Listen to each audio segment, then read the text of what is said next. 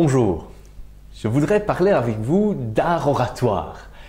L'art oratoire, qu'est-ce que c'est? À quoi ça sert? Quelles sont les techniques qui pourraient vous permettre de vous améliorer, de mieux maîtriser cet exercice? Voilà toute une série de questions que nous allons aborder ensemble dans cette vidéo. Alors tout d'abord, l'art oratoire, comme son nom l'indique, c'est un art. Et comme toute forme d'art, il s'agit d'une pratique qui est relativement ancestrale, d'autant plus ici, l'art oratoire existe sans doute depuis très longtemps, mais peut-être aussi depuis quasiment toujours, en tout cas depuis que l'homme s'exprime et que l'homme s'exprime pour essayer de convaincre ou d'apporter un message, de présenter des idées à ses pairs. Il s'agit donc d'un art ancien, mais aussi d'un art humain, comme je viens de le dire. Il s'agit avant tout d'un exercice de communication, d'un exercice d'échange entre un orateur et son public. Comme tout principe d'échange, il s'agit donc d'une relation qui va dans les deux sens, c'est-à-dire que non seulement le public va donner et apporter beaucoup à l'orateur, mais l'orateur va aussi lui rendre énormément et va s'installer comme ça entre les deux une dynamique humaine et d'échange humain. L'art oratoire, c'est un art et comme tout art ou comme toute forme d'art, que ce soit l'art de la peinture par exemple, l'art oratoire comporte une série de techniques. Il s'agit d'une approche à maîtriser, il s'agit d'outils aussi, de connaissances et de compétences que vous pouvez travailler pour être toujours meilleur dans votre approche et dans votre manière de proposer des présentations par exemple en public. Il s'agit aussi d'une dimension relativement scientifique de l'art oratoire, vu que vous pouvez baser votre approche et baser vos évolutions sur une série de faits, de constatations ou d'études dans la manière de s'exprimer par exemple, qui vont pouvoir vous aider à mieux maîtriser l'exercice et à être plus performant. L'art oratoire, c'est aussi et c'est surtout un exercice relativement intuitif, mais pas seulement, c'est aussi un exercice que vous allez apprendre et dont vous allez de mieux en mieux maîtriser la pratique. On entend souvent des personnes autour de nous qui nous disent « mais moi, prendre la parole en public, vu que c'est de cela dont il s'agit, ça n'est vraiment pas mon truc ou je ne suis vraiment pas doué ». Alors il y a peut-être sans doute une partie de cela, certaines personnes sont plus douées au départ pour l'art oratoire, mais quoi qu'il arrive, quel que soit votre cas, vous pouvez vous améliorer. C'est un art aussi qui s'apprend et comme toute forme d'art, vous pouvez toujours devenir meilleur. Évidemment, l'art oratoire va rester basé, et on va le voir, sur l'intuition et sur votre manière de fonctionner, de comprendre et de voir les choses autour de vous pour adapter votre langage et votre présentation à un public. L'art oratoire peut aussi se présenter sous toute une diversité de formats différents, à commencer par le fameux pitch dont nous parlons dans une autre vidéo, qui est un exercice de communication en public relativement court, qui vise à convaincre simplement les personnes qui se trouvent face à vous. L'art oratoire, c'est aussi et c'est avant tout historiquement un exercice d'échange, comme on vient de le dire, mais d'échange direct entre un orateur et son public. Historiquement, c'était aussi un art de transmission, par exemple, un art de partage qui se faisait de manière physique et directe. Les choses évoluent, y compris aussi forcément dans le monde de l'art oratoire et aujourd'hui, les nouvelles technologies, le monde du digital et du numérique nous permettent d'utiliser et de valoriser l'art oratoire de manière encore plus diversifiée que ce qui se faisait avant. On verra ensemble quels sont les différents formats, quels sont les différents outils que vous pouvez utiliser comme vecteurs d'art oratoire et qui ne sont plus uniquement l'outil classique de la présentation devant un public. Par exemple, cette vidéo en est un bon exemple ou une belle illustration vu qu'il s'agit d'un exercice, on peut le voir comme ça, d'art oratoire mais différé. On verra tout cela ensemble juste après. Parlons un peu finalement de celui qui est au centre de l'exercice d'art oratoire, qui est l'orateur, qui pourrait être vous par exemple, lorsque vous présentez quelque chose, une idée, un projet, un concept, votre entreprise, votre projet scolaire, par exemple, face à un public. Pensez aux qualités de l'orateur que vous devez pouvoir maîtriser ou dans lesquelles vous devez pouvoir vous améliorer systématiquement. Qu'est-ce qu'un bon orateur? C'est quelqu'un de fluide ou qui s'exprime de manière fluide, claire et facile à comprendre, mais aussi quelqu'un de percutant, c'est-à-dire quelqu'un qui pourra véhiculer de l'émotion au travers de ce qu'il pourra vous exposer, vous embarquer dans son histoire et que vous puissiez le suivre de manière agréable et intéressante. L'orateur, c'est aussi quelqu'un qui va beaucoup jouer sur sa relation avec le public. Quand je dis sa relation, c'est la relation que lui, en tant que personne, peut avoir avec le public, mais surtout que lui, en tant que personnage, peut avoir avec son audience. On verra un peu plus tard cette notion ou cette approche de l'orateur tel qu'un personnage, ou simplement on pourrait aussi l'appeler comédien, vu qu'il s'agit d'un exercice similaire, si vous voulez, à celui du théâtre, où les outils sont les mêmes que ceux de l'approche théâtrale. L'orateur ou le bon orateur, c'est aussi quelqu'un qu'on a envie de suivre, quelqu'un qu'on a envie de croire, quelqu'un de charismatique et qui vous inspire la confiance et la motivation. L'orateur, c'est avant tout un leader. Cela est d'autant plus vrai dans le contexte de l'entreprise où aujourd'hui, encore plus qu'un chef peut-être dans le passé, on a besoin de leaders, on a besoin de personnes créatives, innovantes, qui ont des idées, qui savent les concrétiser et qui savent aussi les communiquer. L'art oratoire est donc forcément une pratique et une série de techniques qu'un manager, par exemple, et un bon leader doit pouvoir maîtriser. En parlant de maîtrise, il va de soi que quand vous vous exprimez face à un public, il va attendre de vous que vous maîtrisiez le sujet que vous abordez, que vous soyez d'une certaine manière expert dans ce domaine et que vous puissiez lui partager votre expertise, lui expliquer certains points précis, par exemple, de cette dernière pour installer une relation d'échange et de partage avec votre public. Saisissez aussi toujours les occasions de présentation publique et d'expression de cet art oratoire comme des opportunités.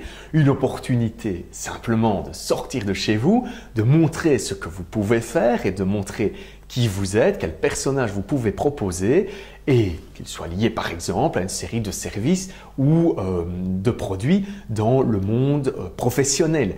Vous pourriez aussi saisir ces opportunités en tant que demandeur d'emploi, où l'art oratoire est évidemment une pratique essentielle pour arriver à communiquer qui vous êtes et ce que vous proposez à un employeur potentiel.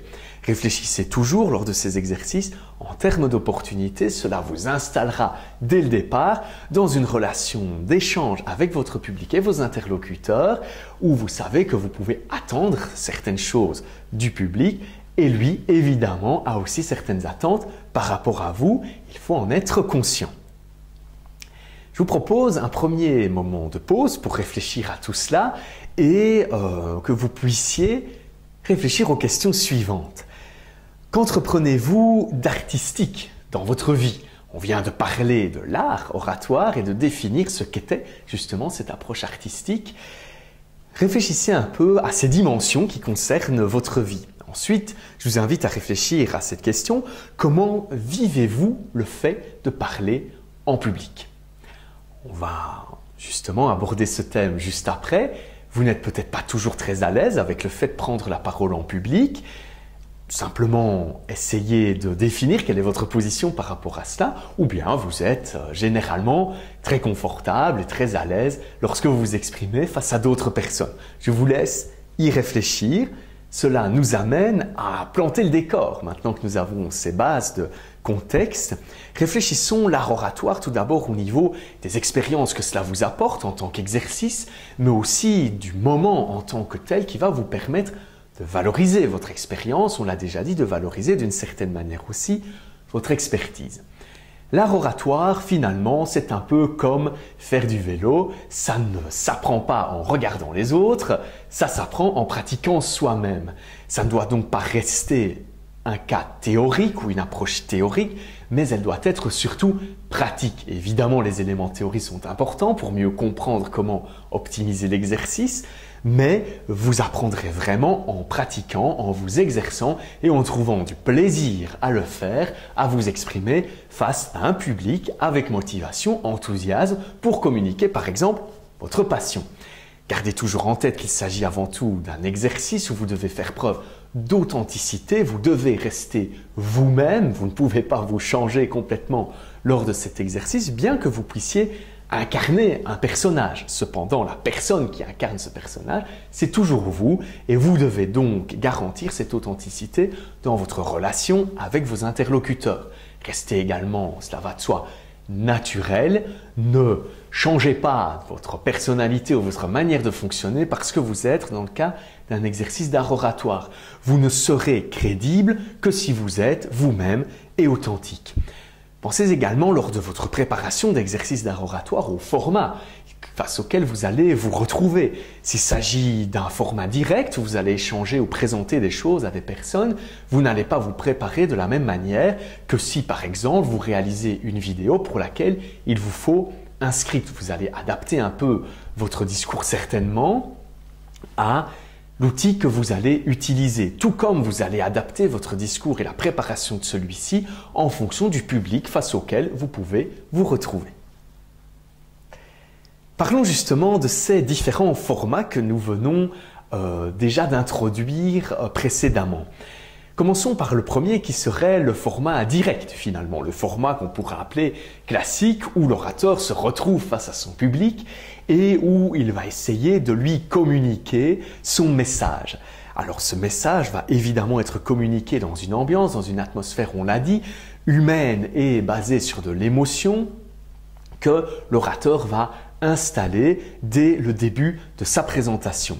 Il va alors s'assurer que le public puisse être embarqué et le suivre dans son histoire et être toujours vigilant au comportement et aux réponses de ce public. L'orateur ne va d'ailleurs pas spontanément proposer quelque chose au public, mais va d'abord s'inspirer du public qu'il a face à lui pour construire son discours et pour construire son message pour ce public. Cela va vous demander d'être très vigilant aux réactions de votre public, au profil de ce public et de vous en inspirer en permanence. Même si vous êtes préparé, vous avez les idées en tête et vous allez simplement proposer votre script et proposer votre approche en l'adaptant en permanence à votre public. Ça nous permet d'aborder aussi la question de la préparation d'un discours écrit entièrement que vous viendriez lire devant le public. Il ne s'agit pas là d'art oratoire, mais simplement d'exercice de lecture en public qui n'est pas l'idée même de l'art oratoire de venir proposer un message et de construire en direct avec un public un discours qui leur correspond et qui vous correspond également. Il s'agit d'une rencontre avec votre public, gardez bien cela en tête. Essayez donc d'éviter de venir lire face à votre pupitre, face à votre public, un texte déjà entièrement préparé. Vous allez perdre énormément en spontanéité et sincérité. Gardez bien cela en tête. L'approche la plus efficace donc est de préparer un script, de préparer vos idées précisément, le squelette de votre texte et forcément de vous préparer, de répéter au mieux pour, lorsque vous vous retrouverez face à votre public, profiter de l'instant et vous laisser finalement envahir par cette ambiance et par ce public pour lui proposer un discours qui soit spontané et tout à fait flexible par rapport à ses réponses. Vous allez observer ce public forcément en permanence, vous allez l'analyser et essayer de prendre un maximum d'éléments qui vous permettront d'adapter votre discours pendant que vous le proposez au public. Si vous voyez que certaines personnes commencent à s'endormir par exemple, il est temps de réagir. Il faut proposer une approche sans doute différente, peut-être plus interactive.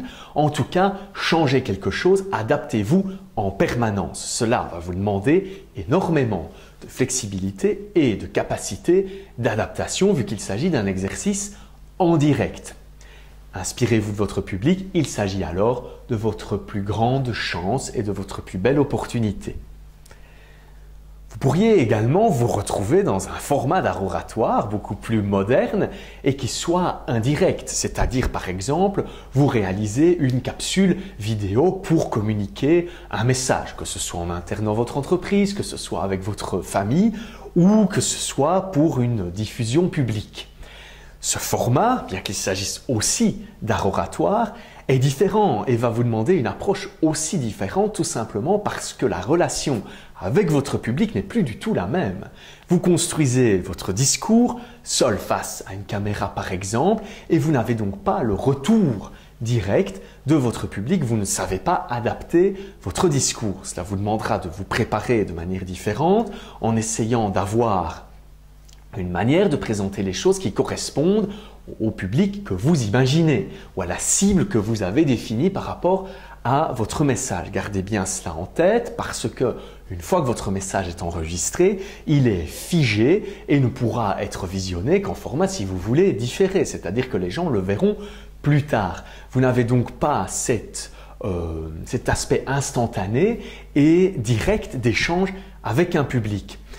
Évidemment, l'aspect indirect, bien qu'il ait certains désavantages, comme on vient de les citer, que vous perdiez cet aspect inspirant et direct d'échange avec le public, a aussi certains avantages considérables, notamment en termes de gestion des interactions et de gestion du cadre émotionnel.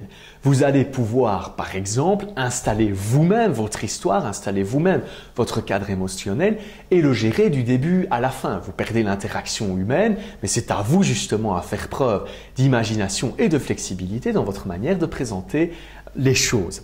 Réfléchissez aussi aux interactions que vous pourriez avoir dans ce genre de format avec votre public et au retour. Ils existent, ils sont simplement différents du format direct. Ils sont par exemple une série de commentaires que vous pourriez recevoir sur une vidéo par exemple que vous mettriez en ligne. Ce sont les retours du public qui sont différents forcément de ceux que vous recevriez en direct, mais qui sont tout aussi inspirants et qui vous permettent aussi des échanges et qui sont aussi des sources d'amélioration pour vos prochains, par exemple, discours enregistrés ou vos prochaines vidéos. Inspirez-vous de cela, du dialogue que vous pourriez avoir avec les personnes qui regarderont les vidéos, par exemple, que vous pourriez proposer. C'est un retour important et précieux. Vous pouvez aussi réfléchir à ce format indirect en termes d'impact. Finalement, l'impact est très différent du format direct où vous étiez face à un public peut-être chaque fois différent, toujours réinventé et donc avec un discours qui doit l'être aussi. L'avantage du format enregistré au niveau de l'impact est que vous pouvez forcément vous adresser à beaucoup plus de personnes et dans un temps sans doute beaucoup plus long à partir du même support. Cela est forcément intéressant et permet de donner accès à beaucoup plus de personnes à votre discours. C'est le cas finalement de beaucoup de conférences enregistrées que vous pouvez retrouver en ligne. L'orateur ne s'adresse plus seulement à un public face auquel il se trouve, mais aussi à des dizaines, des centaines, des milliers, voire des millions d'internautes ou de personnes qui vont pouvoir simplement visionner son discours plus tard ou après qu'il ait eu lieu. On pourra aborder ici aussi dans les formats indirects les types de discours plutôt mixtes entre les deux, qui vont être finalement, par exemple, un live sur Internet, où vous avez un format en soi enregistré ou indirect, mais qui vous permet une interaction relativement directe avec le public, mais pas physique. Ça nous amène à parler justement de ces formats non physiques qui, au-delà de live, par exemple, ou de vidéos en direct, pourraient être des systèmes de téléconférence, de vidéoconférence, par exemple, dans le cadre professionnel ou dans le cadre privé, vous vous retrouvez de plus en plus confronté à ce genre de situation. Le système téléconférence ou bien tout simplement discussion et présentation par téléphone en est déjà un bon exemple. Vous avez là l'aspect direct mais non physique. Vous ne voyez pas la personne avec qui vous discutez, vous ne voyez pas éventuellement votre public et vous n'avez donc pas de retour physique, vous n'avez donc pas de lecture du comportement de votre public au moment où vous vous exprimez. Vous perdez donc là forcément certains avantages, vous perdez certains aspects intéressants que vous pourriez tirer de cet échange avec le public. Vous avez cependant toujours la chance de bénéficier d'un échange vocal direct et donc de jouer sur un aspect fondamental qui va être votre voix. Le second volet, la vidéoconférence, nous permet d'ajouter une dimension supplémentaire à la téléconférence, vu que vous avez là maintenant aussi l'image. Vous avez le son et l'image des personnes en direct avec vous, que ce soit sur des plateformes de conversation, par exemple en ligne, ou bien dans le cadre professionnel de systèmes de vidéoconférence plus élaborés. Vous vous retrouvez, que ce soit dans une réunion ou que ce soit face à un public, de manière indirecte face à vos interlocuteurs. Vous les voyez, vous pouvez interpréter une série de comportements ou de réactions, mais vous n'avez pas non plus cette finesse de lecture, cette finesse de comportement que vous pouvez analyser ou dont vous pouvez bénéficier lorsque le public est face à vous tout simplement. Intégrez cela, réfléchissez bien à ces différents cas vu que votre comportement, votre manière de fonctionner ne va pas être la même si vous êtes dans un exercice d'art oratoire direct ou bien indirect. Tout cela va influencer votre style et tout ça va influencer, on l'a déjà dit, les interactions que vous pourriez avoir avec votre public.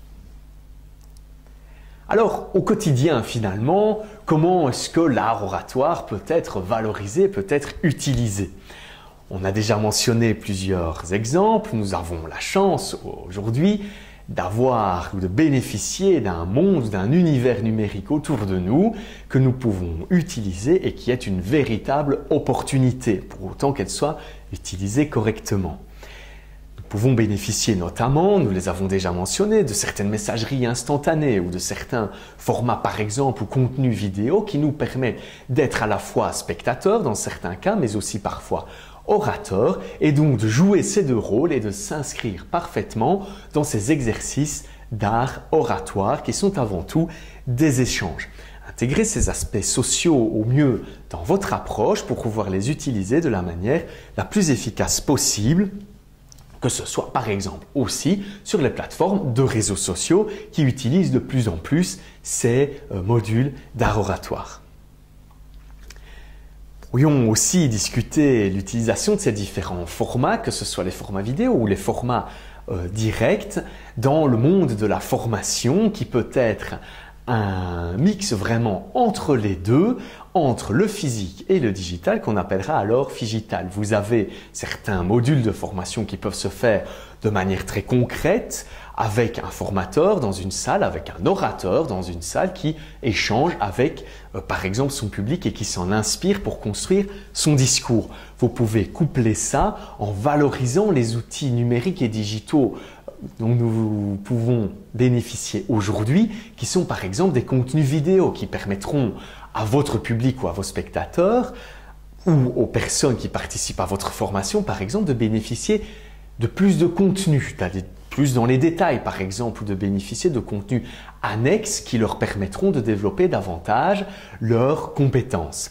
Pensez à cela dans ces approches aussi de formation qui vous permettent d'enrichir très fort vos contenus et voyez cela comme une chance pour autant que l'outil numérique, digital soit bien utilisé. Il vous permet d'avoir accès à davantage de possibilités, davantage de flexibilité aussi dans votre manière de voir la formation, que ce soit dans votre entreprise, que ce soit à la maison si vous voulez vous former par exemple à une langue ou à certaines approches de développement personnel par exemple, ou bien simplement à l'école où vous pouvez bénéficier de plus en plus de capsules par exemple vidéo qui vous permettent en ligne de revoir certains contenus, de comprendre mieux certains contenus que vous auriez pu voir à l'école.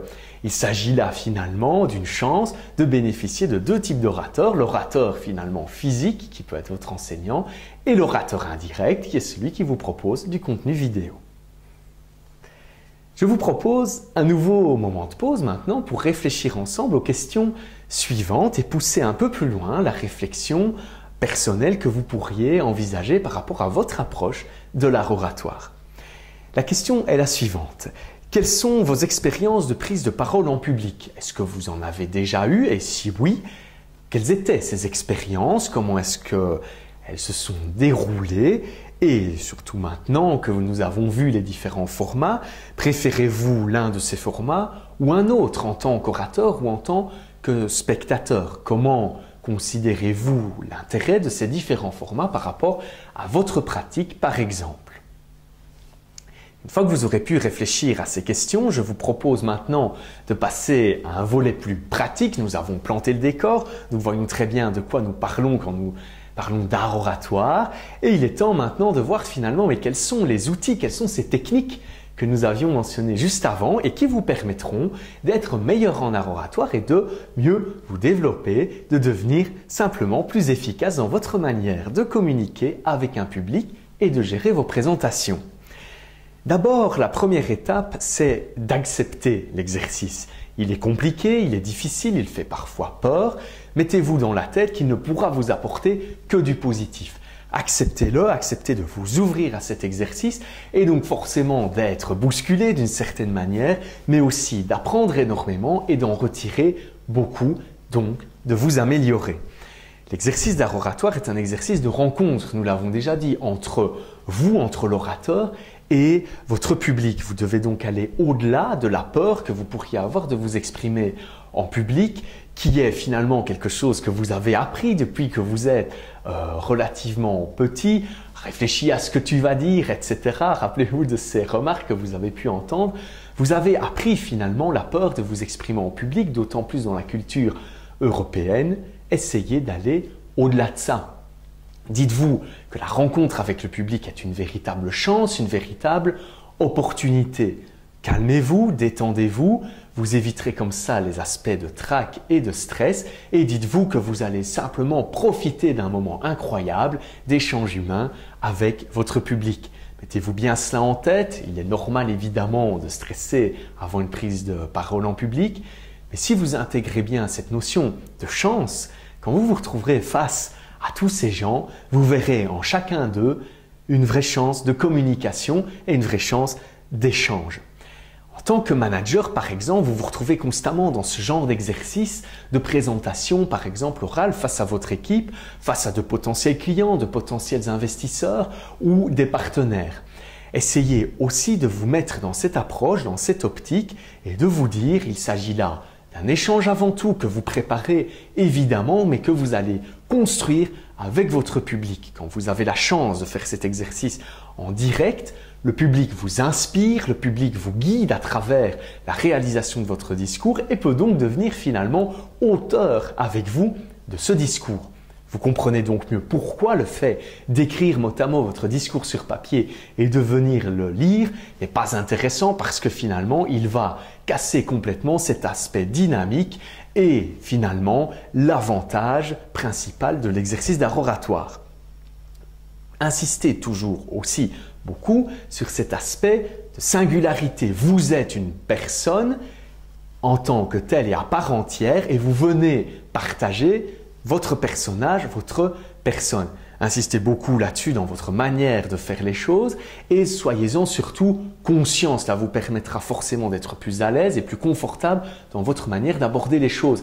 Il n'y a pas un type de bon orateur, il y en a autant qu'il y a de personnes sur Terre et sans doute même plus, vu que chaque orateur, chaque personne peut occuper plusieurs personnages. C'est aussi votre cas. Pensez simplement au fait que vous n'allez pas vous exprimer de la même manière dans le cadre professionnel lors d'un exercice de présentation en public que s'il s'agit par exemple d'un exercice de présentation face à votre famille, dans un mariage par exemple, ou bien à l'école face à vos camarades. Vous êtes donc un personnage, soyez-en conscient et acceptez-le, acceptez cet exercice qui va avant tout pour vous être une chance. Forcément, cette chance, il faut pouvoir la saisir et pour la saisir, l'idéal est de bien se préparer et la préparation est essentielle. On a déjà dit, préparez votre message, votre discours et retenez-en le script, retenez-en l'essentiel, les mots-clés que vous voulez mentionner ou même simplement les idées clés que vous voulez communiquer avec votre public. Ne vous inscrivez pas dans un système très formaté où vous viendriez simplement réciter un contenu que vous auriez soit appris par cœur ou que vous viendriez lire. Mettez-vous aussi clairement dans l'idée que ce que vous voulez mentionner ou ces idées que vous voulez partager vont être en permanence réinventées. Si vous faites plusieurs fois le même discours devant différents publics, il ne va pas être fait avec les mêmes mots, il ne va pas être fait avec les mêmes émotions, tout simplement parce que vous êtes à chaque fois dans un moment de rencontre différent où vous réinventez votre message. Cela va vous demander, dans la phase de préparation, d'organiser, de structurer votre discours, d'avoir une approche très logique, très claire et très organisée, avec des transitions qui soient préparées. Si vous avez différentes parties ou différentes idées dans votre discours, pensez aux transitions entre ces idées pour qu'elles puissent être fluides et que le public ait un certain confort à vous écouter. Après, lorsque votre script est terminé, forcément, vous devez passer par toute une série d'étapes de répétition. Vous devez pratiquer, vous devez adapter en permanence ce que vous allez dire. Le fait de pratiquer, le fait de vous exercer va vous permettre non seulement peut-être de trouver d'autres idées, d'autres arguments, mais aussi de trouver d'autres mots, d'autres manières de dire les choses qui soient peut-être plus claires et plus efficaces. L'exercice de préparation et de pratique est donc essentiel. Vous pouvez pratiquer simplement face à votre miroir, vous pouvez pratiquer face à une caméra, ce qui vous permettra de voir un peu plus tard ce que cela a donné. Vous pouvez aussi pratiquer face à des amis, membres de la famille, des collègues, etc. pour que vous puissiez avoir un retour d'un public simulé. Par exemple, on pourrait l'appeler comme ça. Vous devez aussi développer, lors de votre préparation du discours, une vision de votre message, une vision qui soit très claire. Où voulez-vous emmener votre public? Vous êtes finalement le guide, vous savez les idées que vous voulez communiquer. Évidemment, tout cela va dépendre très fort du public qui se trouve face à vous, mais vous devez avoir les idées relativement claires et les installer dans un mécanisme d'émotion complètement partagé.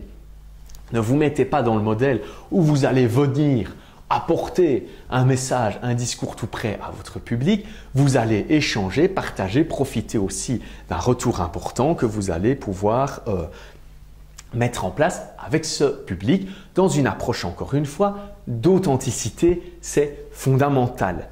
Vous allez profiter aussi d'une série de signaux qui vont venir de votre public. Soyez vigilants, soyez toujours attentifs à ces signaux.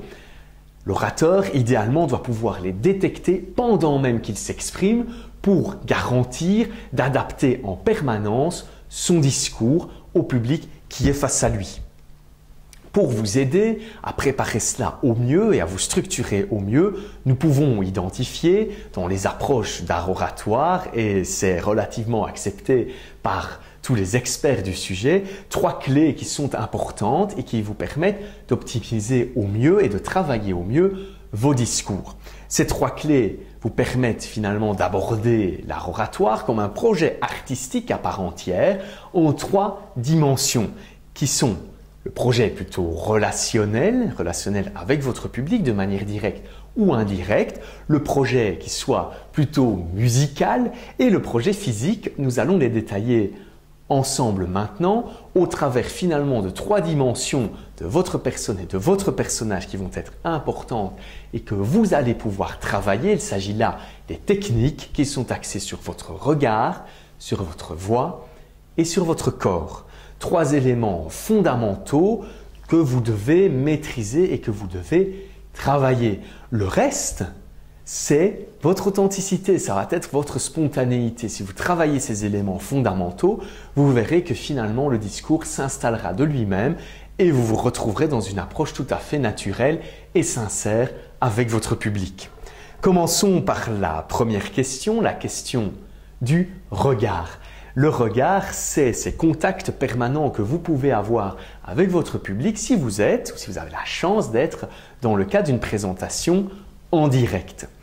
Vous allez donc systématiquement vous installer dans un système de contact permanent avec votre public qui est assez particulier. Vous avez une vision d'ensemble évidemment de la salle face à laquelle vous vous trouvez, mais vous ne pouvez jamais regarder toutes les personnes en une seule fois. L'orateur va donc installer une relation très singulière entre lui et chacune des personnes qui se trouvent dans son public. Évidemment, il ne peut pas peut-être regarder tout le monde en permanence, ça va de soi. Et donc, vous allez simplement regarder personnes différentes sans décider forcément de regarder cette personne-là plutôt que cette personne-là. Vous êtes dans un système de tirage tout à fait aléatoire de votre regard. C'est un sondage, si vous voulez, qui va se faire au hasard systématiquement. Mais cela va vous permettre de construire, ou votre cerveau va pouvoir en tout cas construire, pendant que vous vous exprimez, une image plus ou moins précise du public qui se trouve face à vous ou avec vous dans cette pièce.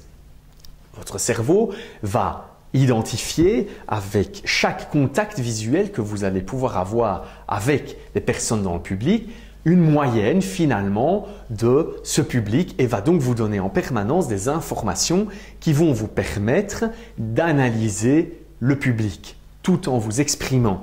Cela va vous permettre aussi, au-delà de construire une image de votre public, de maintenir une tension avec ce public, de maintenir un regard avec ces personnes qui vont vous installer dans une relation permanente. Si vous utilisez votre regard correctement, le public va rester avec vous, va être embarqué dans votre histoire et si certaines personnes auraient par exemple tendance à lâcher votre histoire, un simple contact visuel peut généralement les réembarquer dans l'aventure. Certains moments d'inconfort sont généralement très visibles, c'est-à-dire que vous allez changer votre manière de regarder votre public en fonction de votre confort à vous exprimer. Pensez à cela et vous pouvez simplement, en utilisant votre regard et en garantissant que vous continuez, quel que soit votre niveau de confort, à balayer votre public, vous pourrez garantir comme cela que le public ne verra peut-être pas ou verra moins votre niveau d'inconfort. Ça peut être aussi de la peur, mais pensez en tout cas en cas de peur ou de stress à ne pas regarder vos pieds ou les murs, mais plutôt de regarder les personnes qui se trouvent en face de vous. C'est pour elles que vous êtes là. Elles ne sont pas dangereuses, elles sont surtout une opportunité pour vous. La deuxième dimension importante, c'est la voix, nous en avons déjà parlé. La voix, c'est le vecteur qui va passer votre message aux personnes qui se trouvent face à vous. Pensez à tout cela, le regard et la voix, finalement, quel que soit le message, quel que soit le contenu, vont déjà jouer beaucoup et sans doute majoritairement dans beaucoup de cas. Dans votre voix, que ce soit son ton, que ce soit son rythme, vous communiquez énormément de choses. Gardez cela en tête, essayez de travailler votre voix pour qu'elle sonne bien, pour qu'elle sonne juste. Votre voix est un instrument et comme tout instrument, elle est musicale et elle doit être harmonique, c'est-à-dire qu'elle doit être tout simplement agréable à entendre. Il est possible que certaines voix sonnent faux, comme pour un instrument. Ça n'est pas grave, travaillez cela. Il existe de nombreux exercices de travail de la voix qui vous permettront d'être tout simplement plus agréable à écouter. Enfin, forcément, à travers votre voix, vous allez communiquer bien plus que des mots que vous allez choisir avec votre public. Vous allez aussi communiquer cette émotion dont nous parlions auparavant, mais aussi tout votre enthousiasme, toute votre motivation et toute votre passion. Pensez à cela, si vous vous exprimez par rapport à un sujet que vous maîtrisez peu ou qui ne vous passionne pas forcément, ça va être beaucoup plus difficile de transmettre cet enthousiasme et de transmettre cette passion à votre public. Vous communiquez à travers de votre voix de la chaleur et beaucoup plus de contact humain que vous ne le pensez.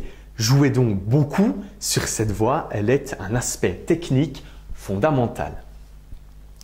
Enfin, votre corps, votre instrument physique de base ou visible de base, qui est lui aussi l'un des trois piliers du succès de vos présentations et du succès de votre maîtrise toujours meilleure de l'art oratoire.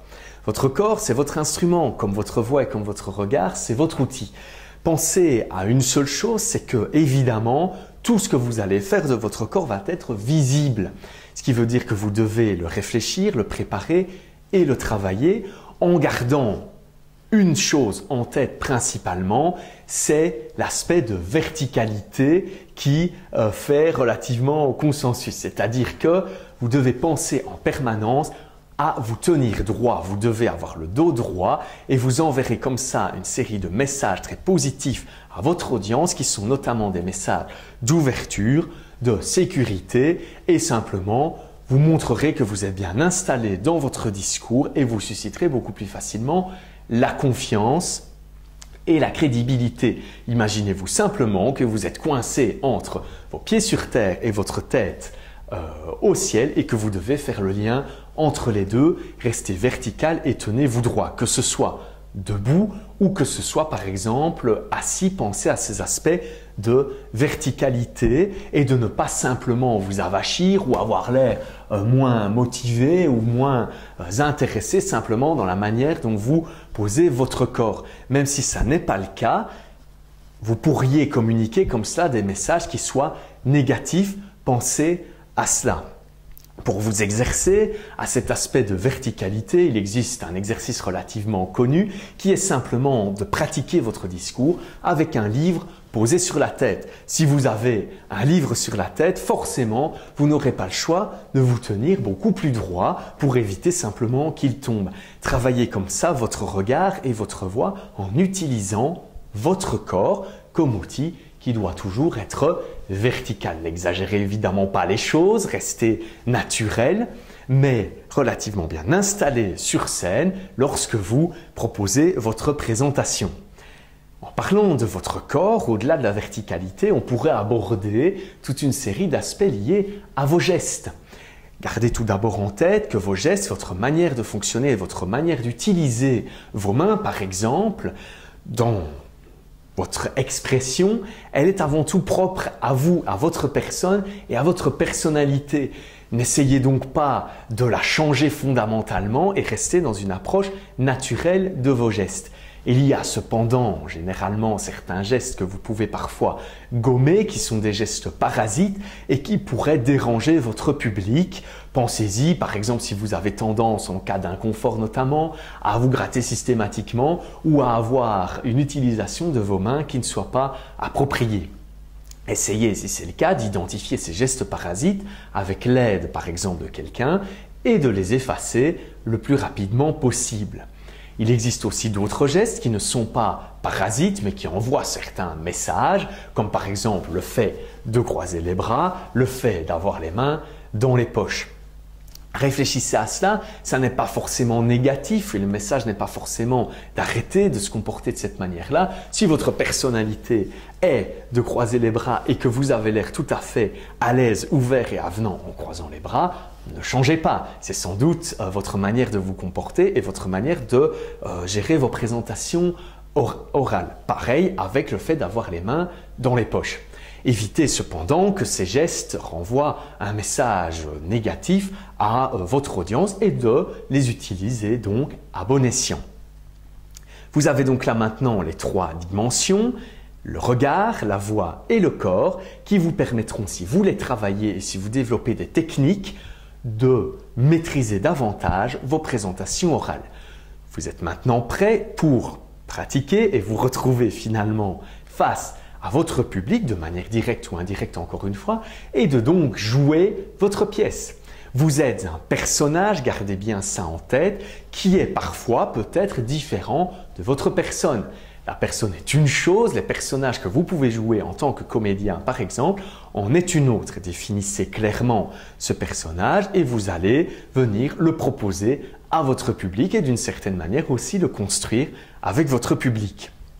Soyez dans cette approche où vous vous exposez forcément, vous expliquez des choses, mais vous attendez aussi un retour et un échange avec votre public. Si vous fonctionnez de cette manière, vous allez davantage vous positionner dans le modèle d'un leader relativement charismatique, notamment sur base de sa verticalité, et qui va générer beaucoup plus facilement l'approbation du public qui se trouve face à vous, même peut-être finalement au-delà de tous les mots et de toutes les idées que vous pourriez communiquer dans votre discours. Pensez évidemment à cela et aussi à vous préparer mentalement à cette rencontre. Cette rencontre est toujours un choc avec le public. Si vous y êtes ouvert, elle vous apportera beaucoup, mais elle va vous demander, évidemment, on en a déjà parlé, des étapes de préparation minutieuses qui vous permettront, le moment venu, de profiter au maximum de cette opportunité que vous avez de vous retrouver face à votre public. une fois que votre présentation sera faite, passez systématiquement par une phase d'évaluation. Il est temps, après la présentation par exemple, d'évaluer la réussite de cette présentation, la réussite de cet échange avec votre public. S'il s'agit d'un format indirect, enregistré, vous pouvez simplement regarder le résultat et évaluer si cela vous plaît. S'il s'agit d'un format direct, vous pouvez avoir un retour de votre public. Quoi qu'il arrive, même si vous n'avez pas ces possibilités, posez-vous simplement la question pour évaluer cette réussite de votre ressenti après avoir proposé votre présentation. Est-ce qu'il vous a semblé que vous avez été emporté par votre discours, que vous vous sentez d'un point de vue émotionnel relativement bien et chargé d'émotions positives après votre discours? Tout ça sont des signes de réussite et des signes positifs. Vous vous êtes peut-être aussi rendu compte que pendant votre discours, vous avez complètement changé votre manière de le présenter ou peut-être juste en partie. Certains mots nouveaux, certaines idées nouvelles peuvent aussi arriver et vous vous rendez compte alors que vous avez réinventé votre discours avec votre public ou simplement que le fait de l'exercice oral et de la pratique orale vous a permis d'améliorer votre message et la manière de le transmettre. Je vous propose un moment de pause à nouveau pour réfléchir à ce que nous venons de mentionner, à ces éléments techniques, ces éléments pratiques qui font partie de l'art oratoire. Posez-vous ces questions après avoir analysé votre dernière prise de parole en public. Essayez de vous la rappeler, de voir comment ça s'était passé. C'était peut-être un franc succès et tant mieux, ça l'était peut-être moins et il y a alors une série d'améliorations à entrevoir. Réfléchissez à la manière avec laquelle vous avez utilisé votre regard, votre voix et votre corps lors de cette présentation. Est-ce que vous avez pu balayer votre public, jouer justement sur cet aspect de contact à chaque fois avec une personne différente et vous inspirer de ce que ces contacts peuvent vous apporter. Dites-vous qu'une fois que vous avez eu un contact avec une personne, vous ne vous en rendez peut-être pas compte, mais votre cerveau va l'intégrer et va adapter votre message pour la suite. Cette personne devient donc auteur avec vous de votre discours. Est-ce que vous avez déjà remarqué cela? Est-ce que ça a déjà été le cas? Par rapport à votre voix aussi, pensez à son ton, pensez à son rythme, pensez à sa musicalité de manière générale. Est-ce qu'elle est agréable à écouter? Est-ce que vous avez suffisamment travaillé cet aspect pour pouvoir garantir que vous emporterez plus facilement votre public avec vous grâce à votre voix? Enfin, pensez à votre corps. Est-ce qu'il était bien placé? Est-ce que vous envoyez également un message positif dans la manière dont vous vous tenez? Est-ce que vous intégrez cette notion de verticalité dans chacune de vos présentations tellement qu'elles deviennent relativement naturelles et que vous puissiez aussi vous comporter comme ça dans d'autres situations? Je vous laisse réfléchir à ces différents éléments qui nous permettent de prendre un peu de recul par rapport à cette dimension de l'art oratoire et à cette pratique de l'art oratoire qui n'est clairement pas neuve, qui date depuis certainement les premiers moments où l'homme a commencé à communiquer avec ses pairs, donc il y a quelques millions d'années. L'art oratoire est un art de convaincre, un art de communiquer, tout simplement aussi un art d'échanger qui est aussi vieux que l'homme et si on s'intéresse à la période de l'Antiquité par exemple, peut nous apprendre beaucoup. Beaucoup d'enseignements de grands orateurs de cette période sont très intéressants, comme par exemple ceux que vous pourrez trouver de Cicéron, qui était un avocat relativement célèbre de l'Empire romain, contemporain de Jules César. Il a beaucoup écrit sur les pratiques d'art oratoire et est toujours aujourd'hui une source d'inspiration. Pour l'histoire, Cicéron, après s'être exprimé de manière écrite un peu trop vive sans doute, a été assassiné. C'était les pratiques, si on peut le dire, de l'époque parce que ses propos dérangeaient certains opposants, notamment politiques et au pouvoir en tout cas à ce moment-là. Un second exemple, si on le veut, de Socrate qui, aussi pendant la période de l'Antiquité, avait ces talents reconnus d'orateur, de communication de ses pensées. Socrate était un philosophe qui maîtrisait très bien cet art oratoire et qui pouvait comme ça communiquer des idées relativement facilement ou avec aisance. On est là aux alentours du 5e siècle avant Jésus-Christ. Pour l'histoire aussi, et c'est également une fin tragique et malheureuse, Socrate a été condamné, vous le savez peut-être, à mort en fait, à boire la fameuse ciguë, comme vous le voyez sur l'illustration ici, parce qu'il lui était reproché, au travers sans doute aussi en partie de son art oratoire, de pervertir la jeunesse, notamment. Laissons tout cela à l'histoire, simplement essayons d'en comprendre les enseignements que nous pouvons intégrer aujourd'hui dans notre pratique de l'art oratoire. Il ne s'agit évidemment pas, et heureusement les choses ont changé, d'une pratique dangereuse. Cependant, gardez toujours en tête que l'art oratoire est un exercice d'expression publique. Vous transmettez donc un propos, vous transmettez donc un message qui doit être préparé. Vous allez aussi être confronté à l'image sociétale de l'orateur, c'est-à-dire aux a priori que certains publics, par exemple, ou certaines personnes individuelles, ou la société dans son ensemble peuvent avoir par rapport à l'exercice d'art oratoire et peuvent avoir par rapport à l'orateur lui-même ou au comédien lui-même.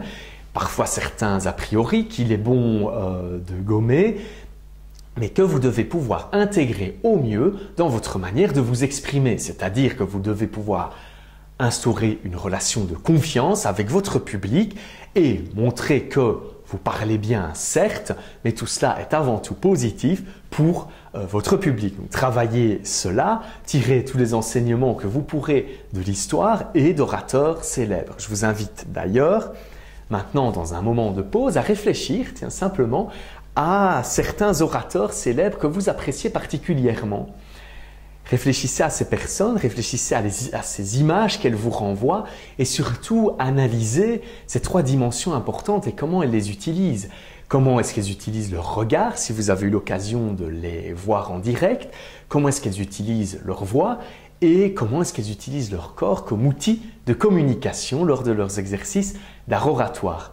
Réfléchissez à cela et posez-vous simplement la question des qualités que vous appréciez chez ces personnes et que vous souhaiteriez d'une certaine manière maîtriser vous-même. Vous rendre compte de cela et bénéficier de certains modèles qui peuvent être intéressants va vous permettre forcément de vous améliorer vous-même également.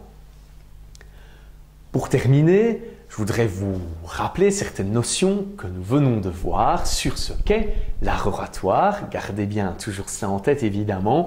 Il s'agit d'un exercice de communication et d'échange avec un public, que ce soit de manière directe ou indirecte, dans lequel vous allez installer un cadre émotionnel, une ambiance, une atmosphère qui va vous permettre de transmettre le message et les idées que vous aviez avec votre public. Ces idées sont préparées, mais ne sont pas écrites en toutes lettres. Vous laissez la place à la spontanéité et vous profitez du moment pour construire avec votre public ou pour construire de manière spontanée, même si c'est face à une caméra, votre message. Pensez bien à cela et pensez également que vous bénéficiez de beaucoup de techniques et d'outils pour travailler et améliorer votre expression orale basée, encore une fois, sur votre maîtrise et de l'utilisation de votre regard, de votre voix et de votre corps. Travaillez ces différents éléments, il existe énormément d'exercices que vous pouvez faire pour vous améliorer et vous verrez que vous aborderez de manière beaucoup plus sereine sans doute et beaucoup plus passionnante l'exercice de l'art oratoire dans le futur. Je vous laisse sur ces dernières questions en vous demandant simplement quelle va être votre prochaine prise de parole en public. Je ne sais pas si elle est prévue ou pas, si c'est une présentation devant une classe, devant des collègues dans le monde professionnel, devant un recruteur par exemple, si vous êtes demandeur d'emploi. Et quels sont les éléments de cette vidéo que vous aimeriez intégrer dans votre prochaine présentation ou préparer particulièrement avant cette présentation. Je vous laisse réfléchir à tout cela. Je vous souhaite énormément de succès dans vos prochains exercices d'art oratoire À bientôt.